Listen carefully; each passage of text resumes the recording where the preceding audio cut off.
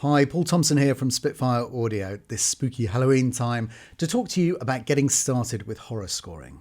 There's going to be 5 sections to this video. First up, we're going to look at the palette. I'm going to show you maybe a few instruments that you might not have thought of. The second section is going to be creating atmosphere through dissonance. The third section is going to be building tension. The fourth section is going to be jump scares. And the fifth section is going to be how to make your own sample instruments and with a horror kind of vibe. That's a few ideas of things to record. So let's jump straight in.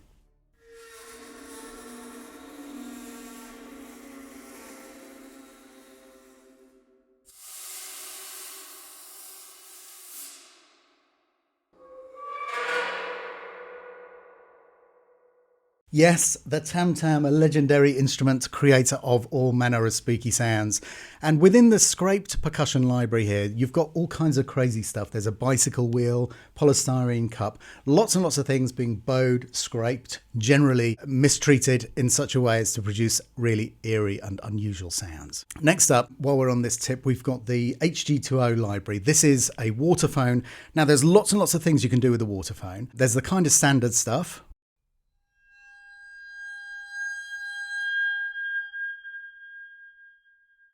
Everyone recognizes that, the kind of bowed sound, but there's tons of stuff in here.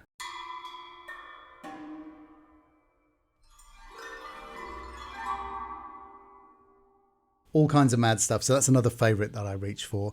Next up, we're going to look at Resonate. This is a selection of incredible sounds by the fantastic Evelyn Glennie.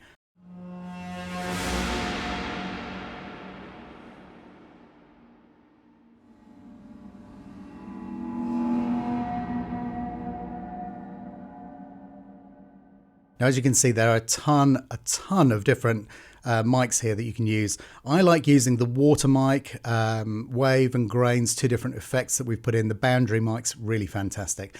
There's a lot of good stuff in here. All kinds of stuff done to barrels, timpani, water tank, thunder sheet. So a lot of good stuff in there. Next up, the human voice. And here we've got 2 fantastic libraries with the incredible Eric Whittaker singers designed by Eric. And here's the first one. With our scale mode here, you can set the tonality and then use different elements there, or there's all kinds of amazing effects in here. We could have 2 different divergent sounds by pressing shift, and then we get this kind of effect.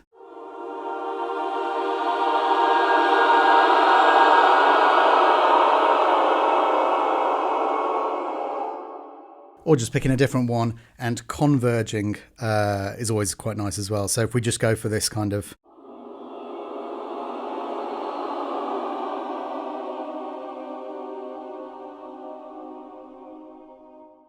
So some great spooky stuff in there. Again, with all the mics, you can pick out individual sections and really get a kind of very close-up kind of breathy sound. There's all kinds of great stuff in the Evo grid here, and if you want...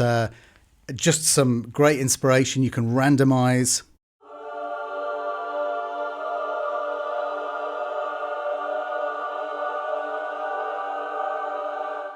All kinds of good stuff there, but also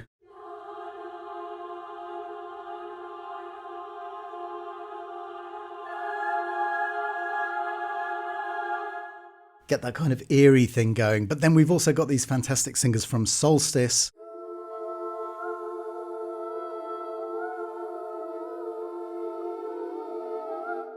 All kinds of great stuff you can do there with the human voice. Next up, Bernard Herrmann Composer Toolkit. There's some fabulous effects in here. If I just play you a couple of selections.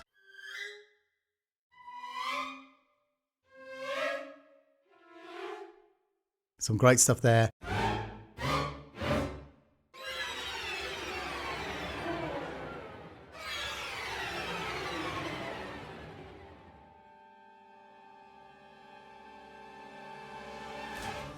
All kinds of mad stuff. Now, you can also look for these kind of effects within Albion 1. And within the legacy folder, you'll find some great stuff.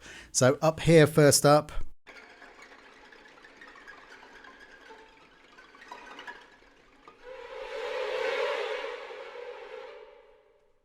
all kinds of really beautiful horror style sounds in there. So go exploring in there. Last but not least, Albion for Uist.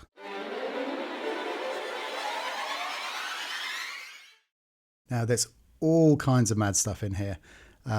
You can see all of this great stuff.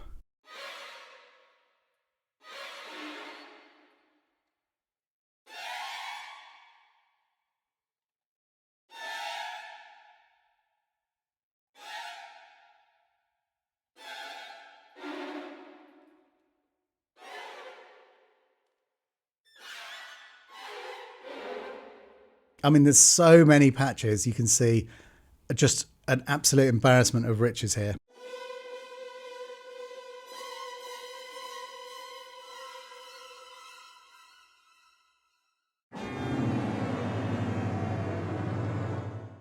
I'm not going to go mad. An absolute library of horror sounds in this library. So let's move on to my first example, generating atmosphere through dissonance. I'm going to play it down and then I'm going to show you what I've used.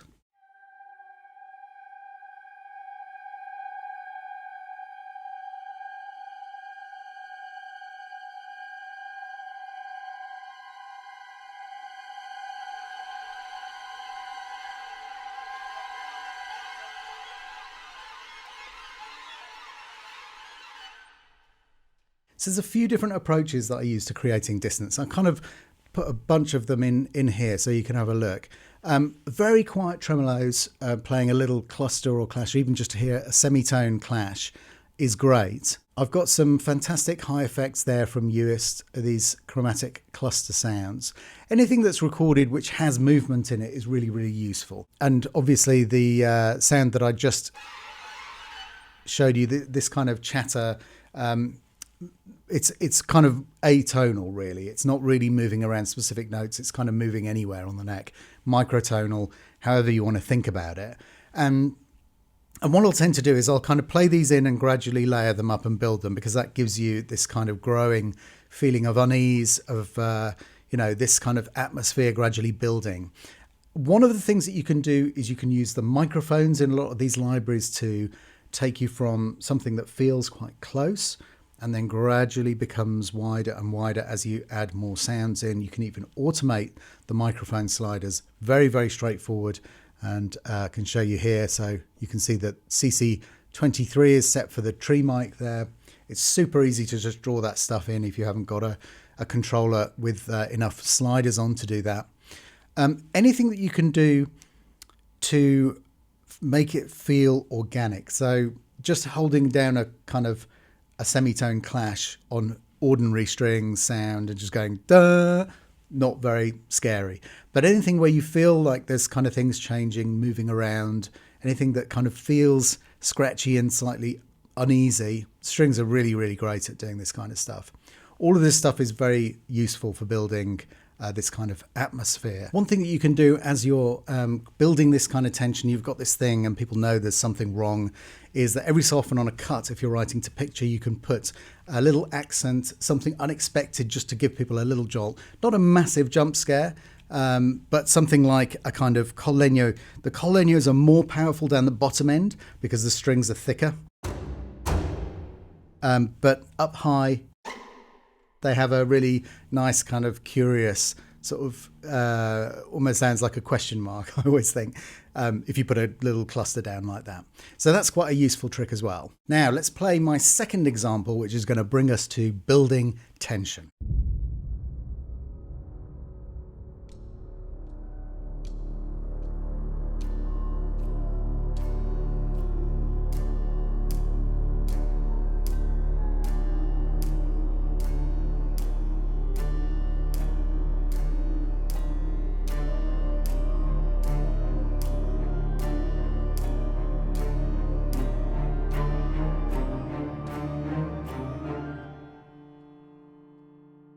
So just going into a few of those sounds, you can see here we're using some of the tonal effects from the Hans Zimmer piano.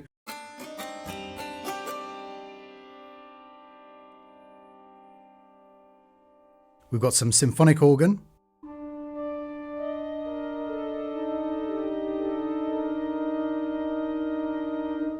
Always a useful sound to have in a horror score. And of course we want to open with a nice low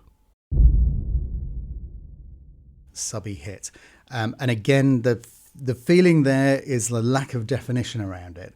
So if I'm making one of these from something else, the absolute must do is to use a soft mallet patch, put tons of reverb on it, and just really kind of try to make it more of a kind of pulse that you feel, rather than kind of, you know, a nice bass drum ga-dung sort of thing, which is, it's got to be more of a kind of something really unpleasant's happening next door.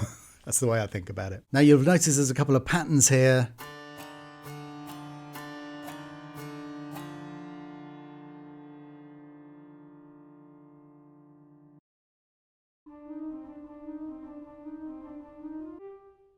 And of course, we've got the Hans Zimmer cellos, which kind of gradually build up into a pattern. Let's just solo those. Starting slow.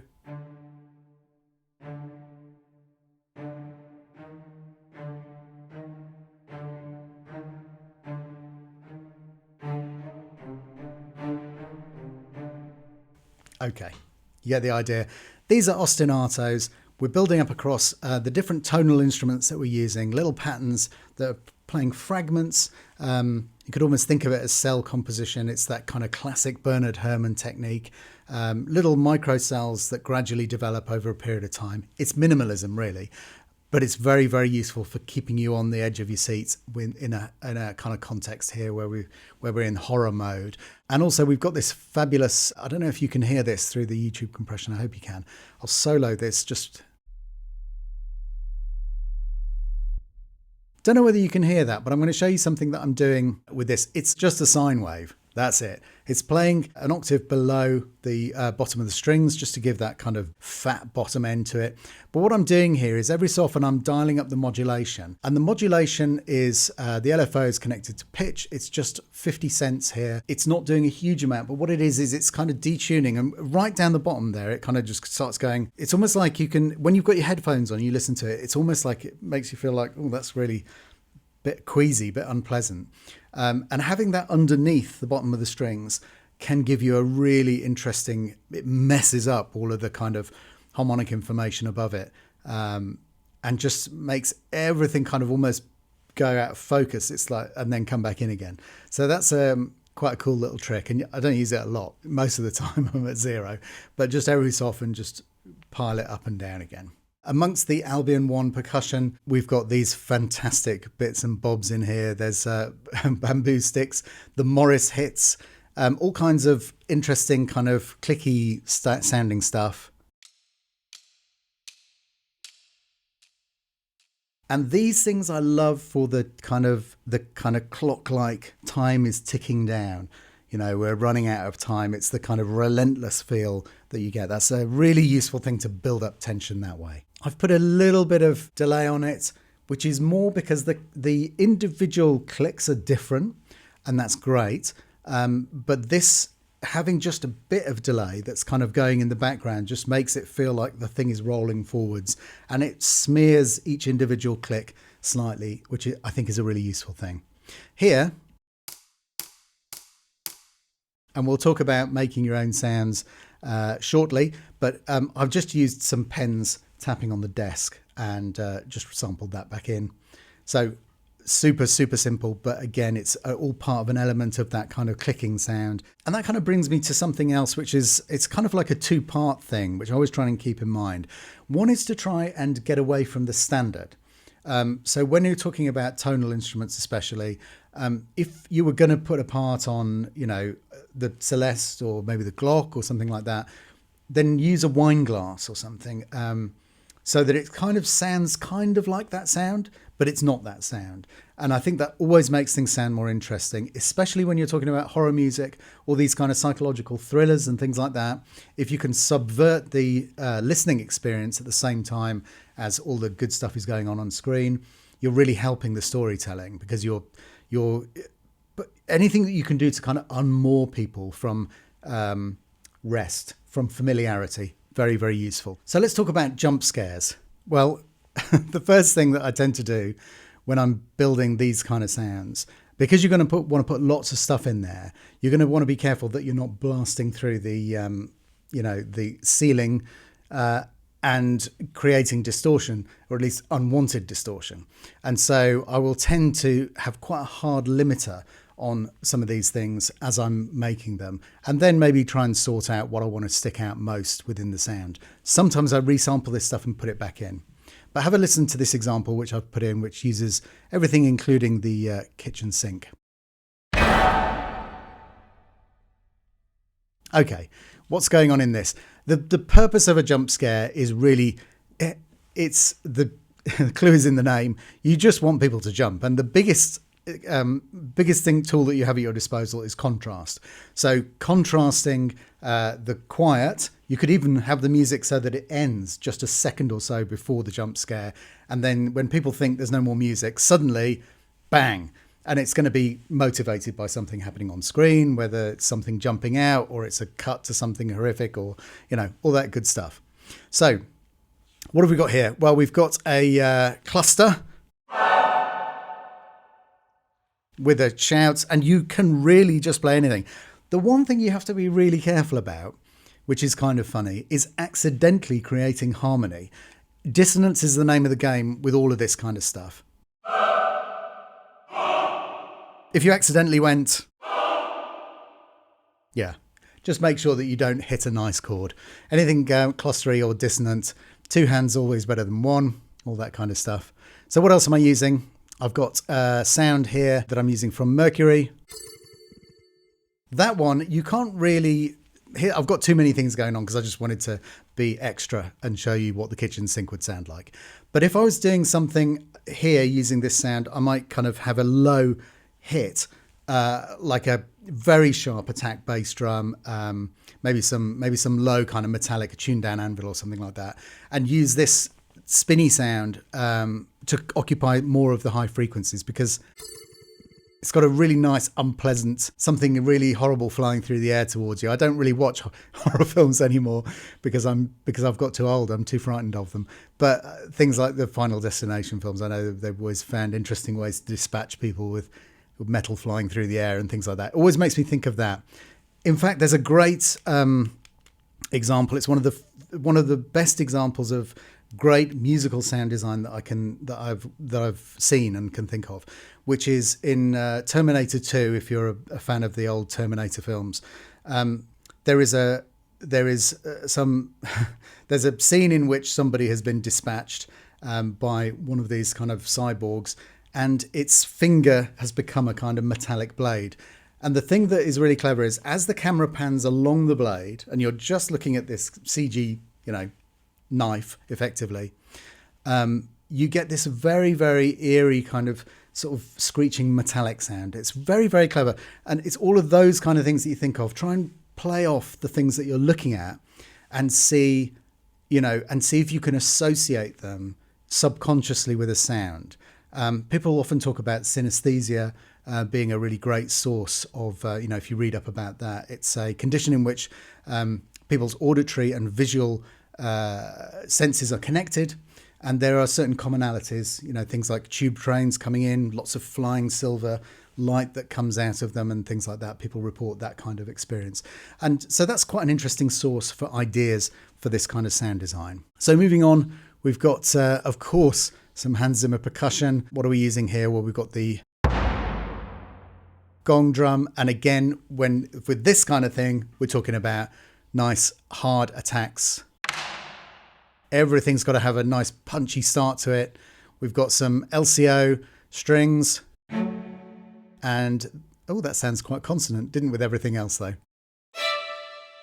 Nice and sharp. The thing that I love about this, you can see I've just got some basic kind of reverb treatment on it because it's a dry library. So I've just chucked a bit of cinematic rooms on to give it some length. But the thing that I love about some of these sounds is that they're very close, scrapey, aggressive, punchy sounds. So that's a really fantastic source as well. And of course, we've got to have something from Uist. Yeah, I love the brass are actually really, really good at making unpleasant horror sounds.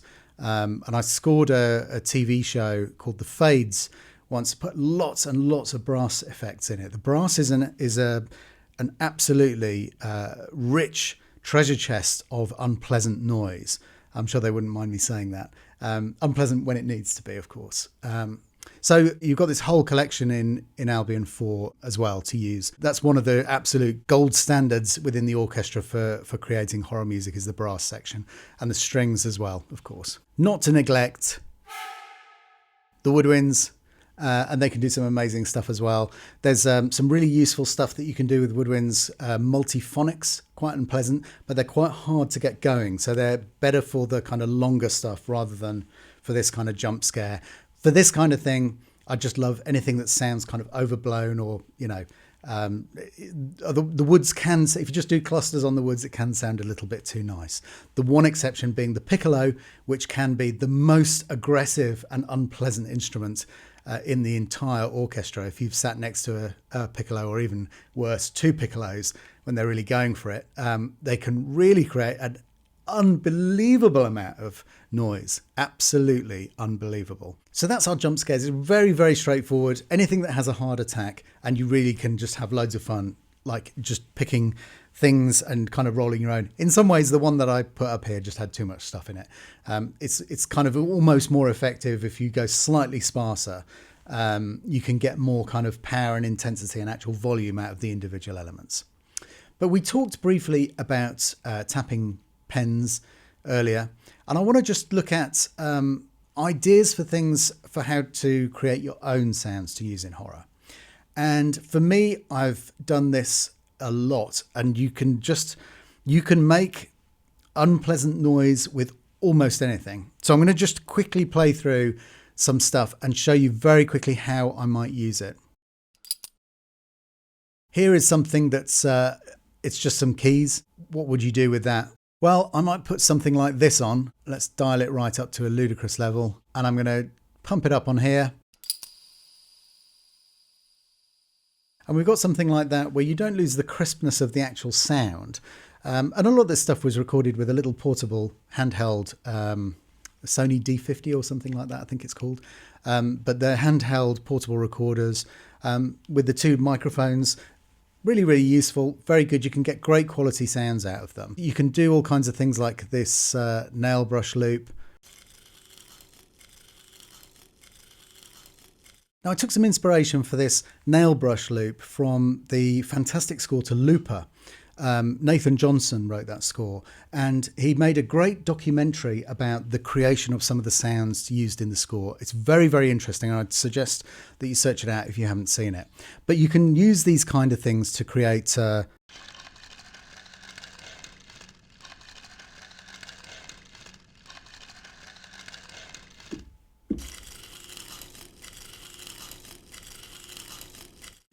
when you loop this stuff around, it gets its own rhythm, and you can find a way of incorporating it into something that makes it kind of drive the percussion of your cue along. And the thing that's really useful about it is so far away from anything that you might, program as a percussion or get a play yourself or get a player to play. It's so different that as the viewer, when you hear that sound, it's immediately makes you on edge because you don't know what you're listening to. Velcro door open.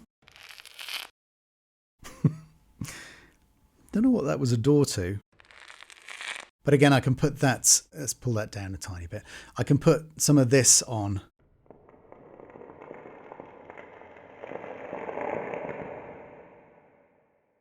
I've literally just, if I open that up, you can see it's what I call Akai style sampling. It's basically taking a single sound and spreading it across the whole keyboard. A very interesting way of getting a new kind of tonality, but record something fairly mundane and play it pitched down. Now again, I've taken a kind of fan motor, and then you can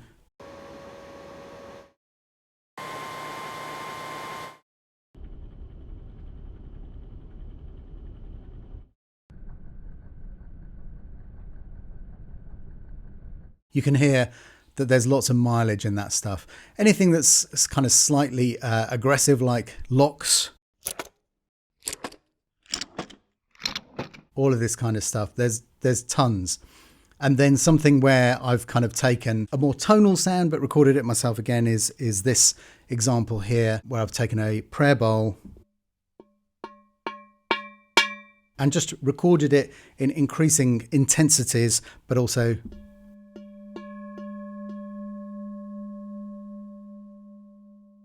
ringing out, and that kind of stuff is just, it's just absolute gold. There's a mad instrument called a psaltery. In fact, I'm going to show it to you. It's a medieval instrument, and you play it with a bow. But can you hear that? So it's not really tuned. I don't really tune it at all. But what I do love doing it is this kind of slow, grindy stuff.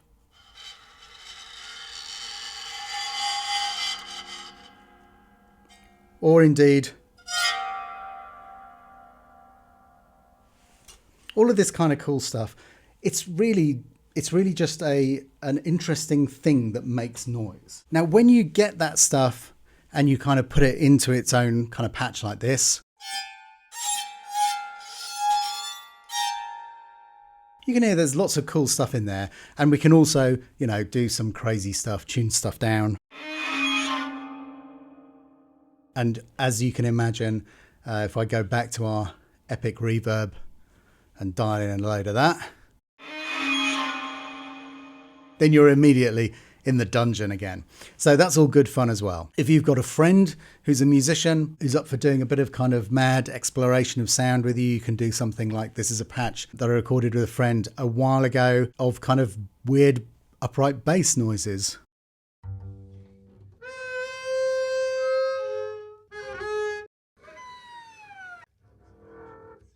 All kinds of crazy stuff. And again, this is your source thing. Or where was that nice one? There we go. So let's take that. Let's pitch that right down. Turn it up a bit. Pop a ton of reverb on it.